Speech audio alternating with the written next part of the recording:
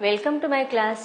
नमस्ते स्टूडेंट। बच्चों, हम कक्षा 8वीं की पूरक पाठ्यपुस्तक भारत की खोज पढ़ रहे हैं और उसका हम चैप्टर नंबर 3 पढ़ रहे हैं, जिसका शीर्षक है सिंधु घाटी सभ्यता।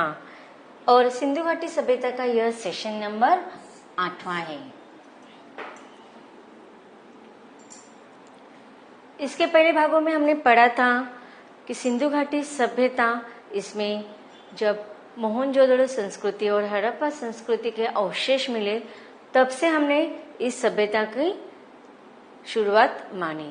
और साथ ही फिर हमने देखा कि यह जो लेसन है बहुत बड़ा है। इसमें लेखक ने अलग अलग शीर्षक देकर उस शीर्षक के अनुसार उस समय का वर्णन किया है और उसकी संस्कृति और सभ्यता का वर्णन किया है। फिर सिंधु घाटी की सभ्यता का वर्णन करते हुए वे द्रविड़ जाति और आर्य जाति का भी वर्णन करते हैं। फिर हमारी साहित्य का अवशेष लिखित रूप में हमें कैसे प्राप्त हुआ, उसकी क्या विशेषताएं, यह सब हमने पढ़ा। उसके बाद हमने देखा था जातीयवाद और व्यक्तिवाद कि किस प्रकार समाज का विकास करने के लिए जातीयवाद का निर्माण किया गया था, लेकिन उसका परिणाम उल्टा हुआ। उससे क्या हुआ कि लोग व्यक्तिवादी हो गए और समाज के प्रति उनका कुछ कर्तव्य होता है यह भूल गए और इस प्रकार वे व्यक्ति विशेष पर ध्यान देने लगे। आगे लेखक क्या कहने चाहते हैं इस पाठ में, इसका अगला टॉपिक देखते हैं।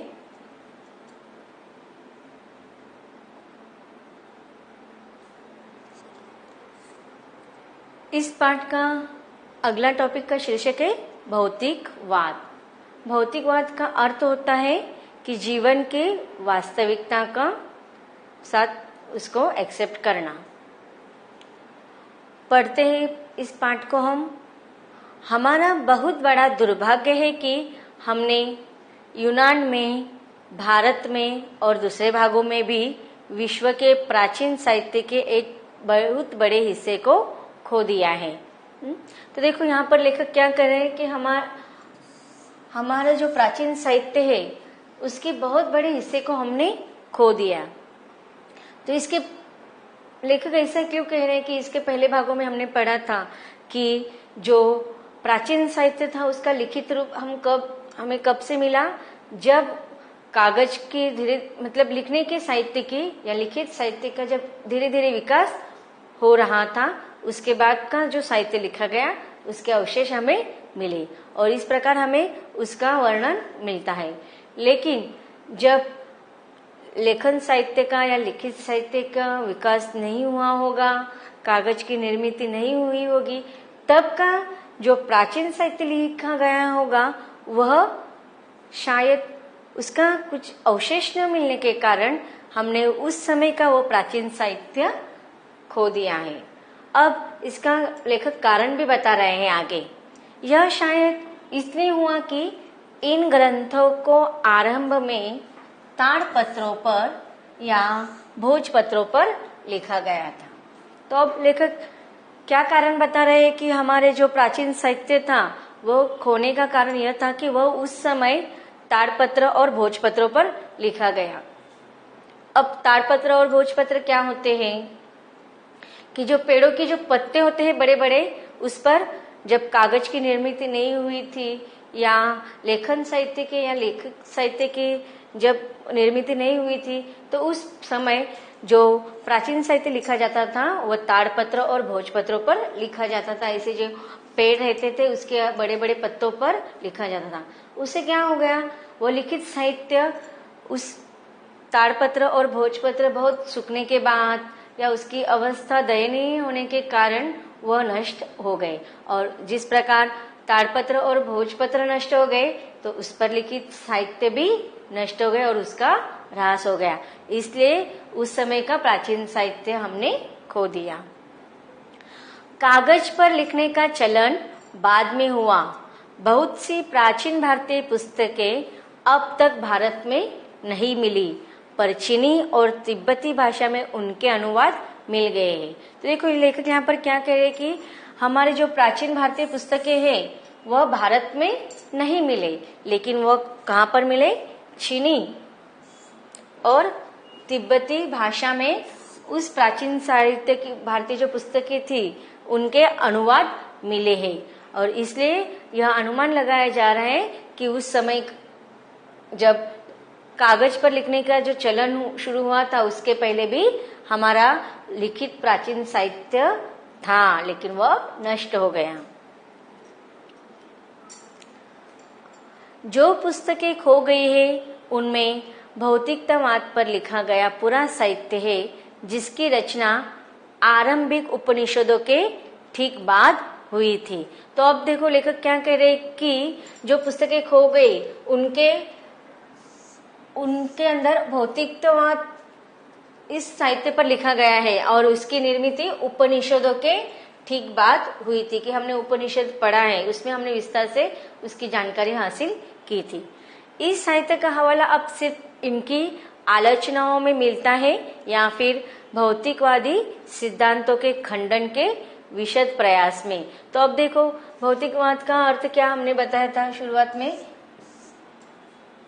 कि जीवन की वास्तविकता को स्वीकार करना, कि उस समय का जो युग था उस मानव क्या कर रहा था कि जो सच्चाई है उस पर ज्यादा जोर दे रहे थे। तो उस समय जो ऐसा साहित्य लिखा गया था उसमें जो सिद्धांत लिखे गए थे उसके खंडन के विशद खंडन किया गया, किसके द्वारा? आलोचनाओं के द्वारा। और इस प्रकार हम कह सकते हैं कि उपनिषदों के बाद उन भौतिकवाद इस साहित्य के लिखे स्वरूप आया होगा। इस बात में कोई संदेह नहीं है कि भारत में सदियों तो भौतिकवादी दर्शन का प्रचलन रहा और जनता पर उस समय उसका गहरा प्रभाव रहा। अब देखो जिस समय जिस साहित्य लिखा गया उससे यही पता चलता है कि जो जो सिद्धांत उस समय थे उसका असर उस समय पर, उस समय के समाज, उस समय के मानव पर हुआ था। तो भारत में जब सदियों तक भौतिकवादी दर्शन का जो प्रचलन रहा होगा उस समय के मानव पर या समाज पर उसका गहरा प्रभाव पड़ा था। राजनीतिक और आर्थिक संगठन पर ईस्वीसन पूर्व चौथी शताब्दी में रचित कौटिल्य की प्रसिद्ध रचना अर्थशास्त्र में इसका उल्लेख भारत के प्रमुख दार्शनिक सिद्धांत के रूप में किया गया है। देखो अब रचनाकार कौटिल्य, इनके द्वारा लिखी गई पुस्तक या उनकी रचना कौन सी है? अर्थशास्त्र। और उसकी रचना कब हुई थी? ईस्वीसन पूर्व चौथी शताब्दी में। और यह अधिकतर इस किताब में अर्थशास्त्र में ज्यादा करके दार्शनिक सिद्धांत, राजनीतिक और आर्थिक संगठना, इन सारी चीजों का वर्णन इस अर्थशास्त्र इस पुस्तक के द्वारा रचनाकार कौटिल्य इन्होंने किया है। भारत में भौतिकवाद के बहुत से साहित्य को पुरोहितों और धर्म के पुराणपंथी स्वरूप में विश्वास करने वाले लोगों ने बाद में नष्ट कर दिया। तो अब देखो जिस समय में अब भौतिकवाद नष्ट करने के पीछे उसके बाद के समय के अनुसार जो पुरोहित, धर्म के पुराणपंथी वाले विश्वास करने वाले जो लोग थे उनका वर्चस्व उसके बाद के समय पर बहुत अधिक होने के कारण उन्होंने भौतिकवाद साहित्य को शायद नष्ट कर दिया होगा। और भौतिकवादियों ने विचार, धर्म और ब्रह्म विज्ञान के अधिकारियों और स्वार्थ से प्रेरित विचारों का विरोध किया था। क्यों? क्योंकि जिस समय भौतिकवादी साहित्य लिखा गया था उसमें किन किन चीजों का खंडन किया गया था? तो विचार, धर्म, ब्रह्म विज्ञान आदि अधिकारियों की स्वार्थ से प्रेरित विचारों का उन्होंने विरोध किया था। और इसीलिए जो पुरोहित या पुराणपंथी या धर्म के नाम पर जो अपना ही वर्चस्व स्थापित करने वाले लोग थे उन्होंने इन भौतिकवादी साहित्य का विरोध किया, आलोचना की।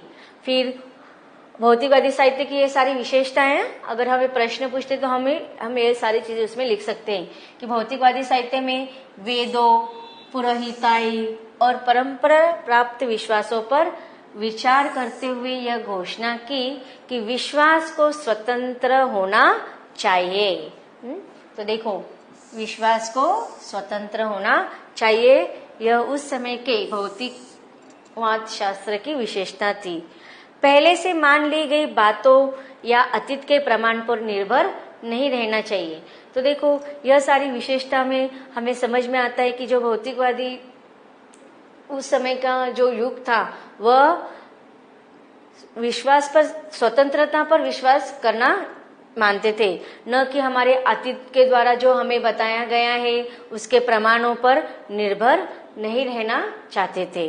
और इसीलिए उसके बाद के आने वाले जो पुरोहित वर्ग था, पुराणपंथी थे, तो उन्होंने उन पे विश्वास नहीं किया। उन्होंने हर तरह के जादू टोने और अंधविश्वासों की घोर निंदा की। तो देखो, भौतिकवादी साहित्य से हमें क्या पता चलता है कि उस समय के जो समाज था वह जादू टोना, अंधविश्वास आदि चीजों की घोर निंदा कर रहे थे। उनका सामान्य रूप अनेक दृष्टियों से आधुनिक भौतिकवादी दृष्टिकोण जैसा ही था। वे अपने आप को अतीत की बेड़ियों और बोझ से मुक्त करना चाहते थे। उन्हें अतीत में ज्यादा विश्वास नहीं था। उन तमाम बातों से वे जो प्रत्यक्ष दिखाई नहीं देती, साथ ही काल्पनिक देवताओं की पूजा से भी उन्हें, देखो मतलब जो काल्पनिक रूप से हम देवी देवताओं की पूजा करते हैं, जादू टोने, अंधविश्वास, ये सारी चीजों को उस समय ज्यादा बोलबाला या वर्चस्व नहीं था। उनके अनुसार वास्तविक अस्तित्व चाहते थे। उनके अनुसार वास्तविक अस्तित्व केवल विभिन्न रूपों में वर्तमान पदार्थ था और इस संसार का ही माना जा सकता है। मतलब देखो, भौतिकवाद से हमें क्या पता चलता है कि उस समय के जो लोग थे वर्तमान में जीना पसंद करते थे। उन्हें भूतकाल में बिल्कुल भी विश्वास नहीं था। तो इस प्रकार हम समझते हैं कि जब भौतिकवादी साहित्य था उस समय लोग जादू टोने, अंधविश्वास और काल्पनिक देवताओं की पूजा, इन सारी चीजों पर विश्वास नहीं करते थे। उनके अनुसार वास्तविक अस्तित्व चाहते थे। वास्तविक अस्तित्व केवल विभिन्न रूपों में वर्तमान पदार्थ का और इस संसार का ही माना जा सकता है। तो यह देखो, यह इनकी बहुत महत्वपूर्ण विशेषता है कि वास्तविक अस्तित्व केवल विभिन्न रूपों में वर्तमान पदार्थों और इस संसार का ही माना जा सकता है। तो इससे हमें पता चलता है कि उस समय का जो समाज था वह वर्तमान युग में जीना ही पसंद करता था। भूतकाल या अतीत से उन्हें ज्यादा रुचि या दिलचस्पी नहीं थे और इसीलिए वास्तविकता और सत्यता, इसी पर आधारित उनका जीवन था। इसके अलावा न कोई, देखो और क्या मानते थे वे, न कोई संसार है, न स्वर्ग है और न नरक है और न ही शरीर से अलग कोई आत्मा। तो देखो, अब हम देखो, आज हम सब जीवित है। जीवन, मृत्यु के बाद मनुष्य का क्या होता है, आत्मा, परमात्मा, या मृत्यु के बाद आत्मा स्वर्ग में जाती है, नरक में जाती है, सारी चीजें काल्पनिक मानते थे और इसीलिए वह मानते थे कि न कोई संसार है, न स्वर्ग, न नरक और न ही कोई शरीर से कोई आत्मा अलग है। मन एवं बुद्धि और बाकी सब चीजों का विकास बुनियादी तत्वों से हुआ है। नैतिक नियम मनुष्य के द्वारा बनाई गई रूढ़ियां मात्र है। तो इस प्रकार उस समय का जो समाज था वह नैतिक नियम, अब देखिए, एक पूरे समाज को चलाना या एक पूरे देश को चलाना, इसके डिसिप्लिन होना चाहिए, नैतिकता होना चाहिए। तो इसीलिए ये जो समाज में जो नियम लगवाए जाते हैं उससे क्या हो जाता है कि सारे समाज को अनुशासन युक्त जीवन जीने की आदत हो जाती है। तो यह सारी चीजें मनुष्य ने ही बनाया है कि मनुष्य के विकास के लिए, समाज के विकास के लिए और देश के विकास के लिए। लेकिन वह उस समय क्या कह रहे हैं कि ये जो नैतिक नियम है वह सिर्फ रूढ़ियां मात्र बन गई कि अलग अलग युग में, अलग अलग समाज में अलग अलग बंधन, रूढ़ियां, परंपरा दिखाई देती है। तो इस प्रकार हमने जो अब पाठ को विस्तार के साथ पढ़ा है, उसके अंदर आए हुए कुछ कठिन शब्दों का अर्थ सबसे पहले देखते हैं।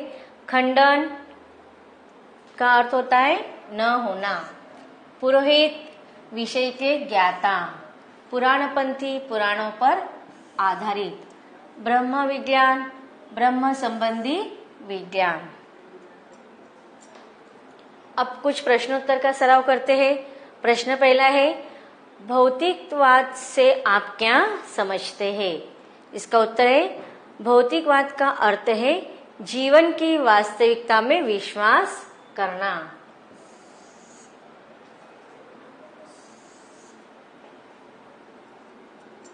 आगे देखते हैं, प्रश्न है दूसरा, भौतिकवाद को बढ़ावा देने वाले किसमें विश्वास करते थे? उत्तर के ऑप्शन है क, आत्मकेंद्रण में, ख, मिलजुल कर कार्य करने में, अलगाववाद में, या जीवन की वास्तविकता में। तो आपको इसमें से सही उत्तर को चुनना है। उत्तर का सही विकल्प कौन सा होगा? घ, जीवन की वास्तविकता में। आगे का प्रश्न है, भौतिक साहित्य किस पर लिखा गया है? उत्तर के ऑप्शन है क, शिलाओं पे, ख, बड़े बड़े ग्रंथों पे, या ग, पेड़ों के तनों पर, या घ, भोजपत्र और ताड़पत्रों पर। तो हमने शुरुआत के परिच्छेद में पढ़ा था कि भौतिक साहित्य अधिकतर भोजपत्र और ताड़पत्रों पर लिखा गया था। तो इसका उत्तर का सही ऑप्शन होगा घ, भोजपत्र और ताड़पत्रों पर। आगे का प्रश्न है, अर्थशास्त्र कृति के लेखक कौन है? उत्तर के ऑप्शन है वाल्मीकि, तुलसी, पाणिनि या कौटिल्य। तो उसका उत्तर का ऑप्शन है घ, कौटिल्य। आगे का प्रश्न है, अर्थशास्त्र ग्रंथ की रचना कब हुई? उत्तर के ऑप्शन है क, ईस्वी सन पूर्व 6ठी शताब्दी में, ख, ईस्वी सन पूर्व 7वीं शताब्दी में, ग, ईस्वी सन पूर्व 5वीं शताब्दी में, या घ, ईस्वी सन पूर्व 4थी शताब्दी में। तो इस प्रश्न का सही उत्तर है विकल्प घ, ईस्वी सन पूर्व 4थी शताब्दी में। तो बच्चों, अब तक हमने भौतिकतावाद इस पाठ के एक विशेष शीर्षक व विश्लेषण पढ़ा। अब आगे लेखक क्या कहना चाहते हैं यह पढ़ते हैं इसके अगले भाग में।